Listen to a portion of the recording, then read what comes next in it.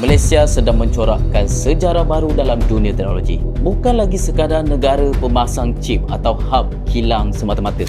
Tapi kini, kita berada di landasan untuk jadi peneraju reka bentuk chip global. Dan semuanya bermula dengan satu nama. ARM Holdings.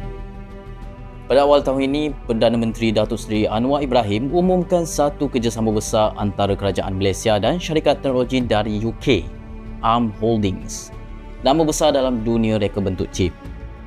Pelaburan ini bukannya kecil, berjumlah 250 juta US dollar atau lebih kurang 1.12 bilion ringgit akan dibelanjakan dalam masa 10 tahun.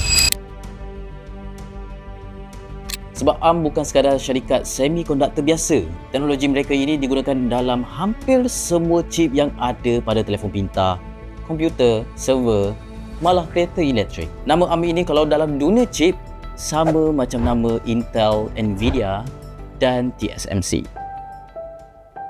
Selama ini Malaysia banyak main peranan di belakang tabir, cari tempat packaging, testing dan juga pemasangan chip.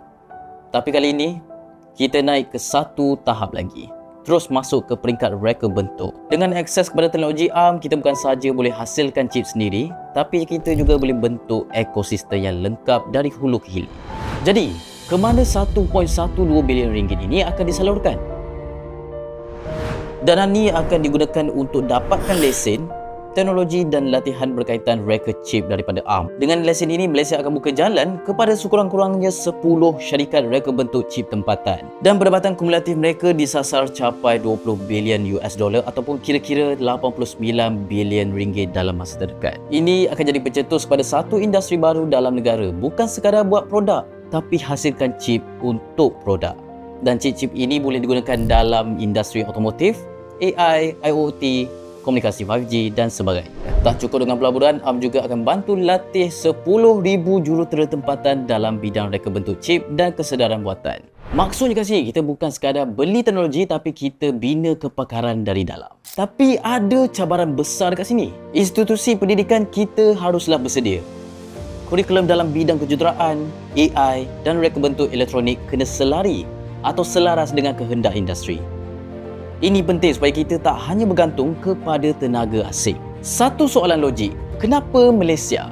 Dalam rantau ini kita ada Singapura, Vietnam, Thailand yang juga agresif dalam menarik pelaburan semikonduktor. Jawapannya, Malaysia dah lama jadi tulang belakang industri ini. Kita ada infrastruktur, tenaga kerja, kestabilan politik dan sekarang sokongan dasar kerajaan. Kerjasama dengan ARM ini adalah sebahagian daripada strategi semikonduktor nasional yang dilancarkan baru-baru ini, menjadikan Malaysia peneraju global dalam reka bentuk dan pembuatan chip. Impak ekonomi daripada kerjasama ini dianggarkan 133 bilion ringgit. Tapi lebih penting dari angka, ia adalah peluang untuk Malaysia berdiri sama tinggi dengan negara pengeluar teknologi lain. Kita tak nak selamanya jadi pengguna, kita nak jadi pencipta. Bila kita dah ada kepakaran dan teknologi, kita boleh hasilkan chip sendiri, chip buatan Malaysia. Dalam masa 5 hingga 7 tahun, tak mustahil kita akan lihat chip tempatan digunakan dalam kereta, telefon dan juga peranti pintar. Ini bukan pelaburan biasa, ini adalah langkah strategik untuk tentukan masa depan teknologi negara. Tapi kejayaan ini bergantung pada satu perkara, bagaimana kita nak laksanakannya. Infrastruktur kena mantap, universiti kena sedia, bakat juga perlu diasah. Malaysia dah pun mendapat peluang emas. Persoalannya, mampukah kita manfaatkan sepenuhnya?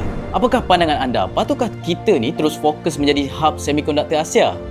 Kongsikan pendapat anda di ruangan komen di bawah dan jumpa lagi kita di video yang seterusnya. Ciao.